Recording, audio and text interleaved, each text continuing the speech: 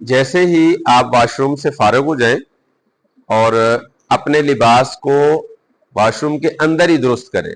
बाज लोग क्या करते हैं कि जब वॉशरूम जा रहे हैं तो पहले ही अपना लिबास जो है ना खोलना शुरू कर देते हैं बाहर ही, और बाद में जाके अंदर बैठते हैं।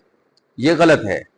आप इसी तरह बिल्कुल नॉर्मल हालत में वॉशरूम जाएंगे, वॉशरूम दाखिल होने से पहले आप दुआ पढ़ें, बायां पांव अंदर रखें, दाखिल हो जाए, अंदर जाके दरवाजा वगैरह बंद करने के बाद अपना लिबास खोलें, बैठे और कदाए हाजत करने के बाद फारूक हो जाए तो उधर ही अपना लिबास सीधा करें, बिल्कुल दुरुस्त कर लें।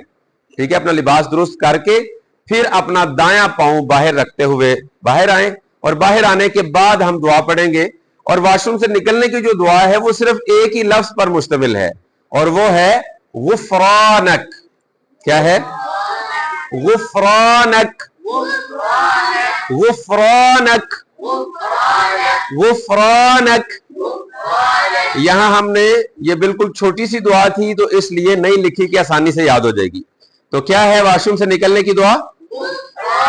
गुफरानक, गुफरानक, गुफरानक।